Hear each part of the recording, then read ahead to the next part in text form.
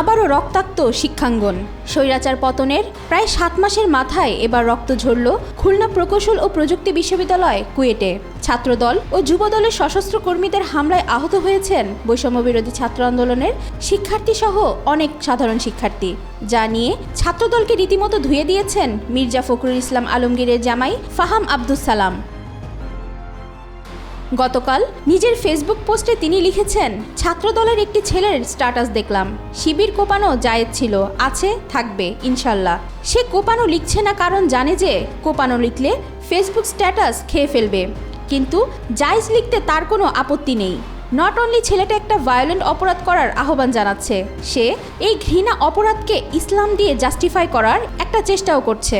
সত্য যে ছেলেটা কোনো গুরুত্বপূর্ণ নেতাকর্মী না এবং তার আহ্বানে কেউ সাড়াও দেবে না, কিন্তু এই মানসিকতা আমাদের হতভম্ব করে। এরপর ছাত্রদলকে ভৎসনা করে ফাহাম লেখেন, আপনারা কি গত 15 বছর দেখেন নাই এদেশে কি হয়েছিল? আপনাদের মধ্যে কি বিন্দুমাত্র কৃতজ্ঞতাবোধ নাই যে খোদা তাআলা কোন জাহেলিয়া থেকে আমাদের মুক্তি দিয়েছেন? সেই জাহেলিয়াতেই আপনারা ফিরে যেতে চান? আপনারা কি উন্মাদ হয়ে গেছেন? এ ঘটনার বিস্তারিত খুঁজে বের করা নিয়ে তিনি লেখেন, এটা ইম্যাটেরিয়াল যে খুঁজে বের করা দোষকার।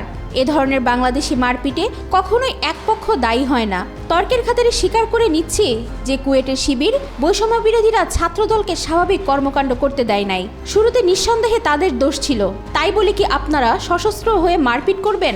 এই ভয়ের সংস্কৃতি তৈরি করেছিল আওয়ামী লীগ। আপনারা কি এই দেশের মানুষকে আপনার প্রিয় প্রতিষ্ঠানের ছাত্রছাত্রীদের সেই জাহেলিয়ায় ফিরে নিয়ে যেতে চান?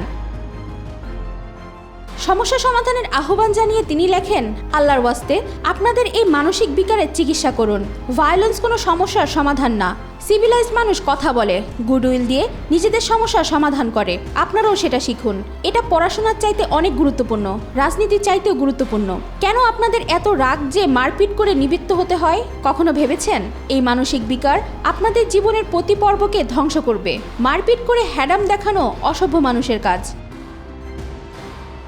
এরপর বিগত আওয়ামী লীগ সরকারের অত্যাচার থেকে শিক্ষা নিয়ে সামনে এগিয়ে যাওয়ার কথা বলে তিনি লেখেন, গত 15 বছর ছাত্রদল ও বিএনপির হাজার হাজার কর্মী মানবেতর জীবনযাপন করেছে, অকল্পনীয় অত্যাচারের ভেতর দিয়ে গেছে। কবর গিয়েছিল বেড়ে আর ঘর গিয়েছিল কমে।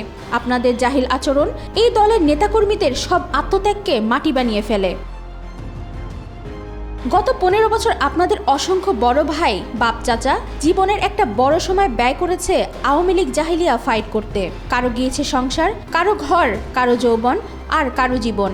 তাদের মধ্যে শুধু বিএনপি ছিল না, জামাত, হেফাজত, দেশের সাধারণ মানুষ, বাম বহু মানুষ জীবনের একটা লম্বা সময় এই অত্যাচার সহ্য করেছে এবং ফাইট করেছে।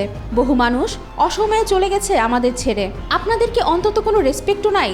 সেই মারপিট কোপাকুপিতেই আমরা ফেরত যাব বলেও প্রশ্ন রাখেন তিনি। এই দখলদারিত্বের মানসিকতা থেকে আমরা উত্তরণ চাই। কোনো সরকার, কোনো প্রধানমন্ত্রী আপনাদের এই অসুখ সারাতে পারবে না। আল্লাহর ওয়াস্তে বোঝার চেষ্টা করুন যে কোপাকুপি এবং মারপিট দিয়ে আপনার নিজের এবং আপনাদের দলের বিন্দুমাত্র লাভ হয় না।